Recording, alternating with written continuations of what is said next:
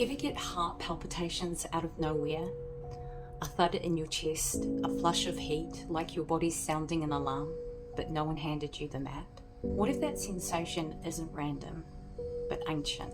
What if the fear in your bones, the tension in your jaw, the need to stay alert even when nothing seems wrong, isn't yours alone? What if it's your great-grandmother's survival story, still echoing through your cells? There is a saying that when you heal today, you heal 7 generations back and 7 generations forward, which means that what you're feeling might be older than your name. And this is the realm of ancestral trauma, the grief that was never grieved, the screams that never made it out of the throat or were oppressed. Well, there is a biologist by the name of Rupert Sheldrake who was a rebel in the scientific field, and he dared to question the scientific establishment and introduced the concept, the theory of morphic resonance, which is the idea that we're all linked by invisible memory fields, that patterns that are emotional, energetic, and behavioral don't just belong to individuals. They live in the collective field. Something like I like to liken as like an iCloud in the sky that we're all connected to. And what lives in that field repeats unless someone dares to interrupt the cycle, unless there is science to support this.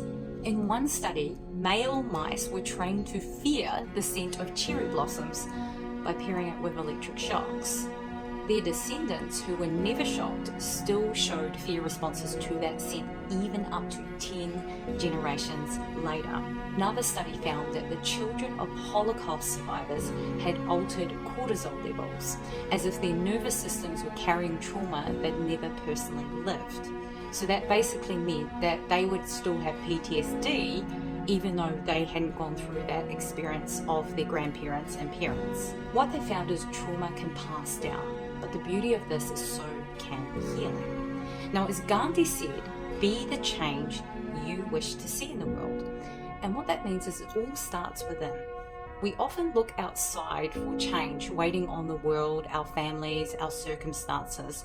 But the truth is the external shifts when the internal does. The ripple begins in us, in our nervous systems, our choices, our healing, and from there it expands quietly but powerfully into the collective, the ripple effect. And this is where you come in. Every time you feel something instead of numbing it and pushing it down, every time you speak up when silence would feel safer, every time you rest without guilt, and that's a big one for me, or say no without shame, or you let your body soften after years of bracing, you're not just healing you, you're rewriting the field. Maybe the rage that you feel isn't yours, or maybe the fear you feel isn't yours. Maybe your voice is carrying the strength of every woman who didn't get to speak. This is what morphic resonance reminds us of. You are not a drop in the ocean, you are the ripple that becomes the wave. When you choose differently, you change what's possible for everyone connected to you. You basically break the template. And if you're lucky enough to access your family lineage, ask questions. When I started to learn about ancestral trauma and how it affects your lineage, I started to ask questions about my mother and my grandmother and just what they went through, because their experiences can be extremely powerful and can give you a better understanding of yourself. Honestly, get curious, even if it feels uncomfortable. I had a great grandfather that was bayoneted in the head. Another one had shell shock. I had bombs going off by them.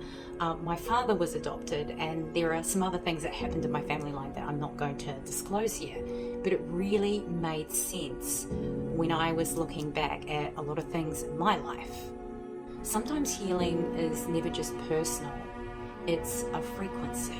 I have processed through so much just by understanding and asking the right questions. And even if you're the first in your family line to do it, especially if you are not just healing your life by addressing these things within yourself. You're tending to a much older fire, and someone someday will feel the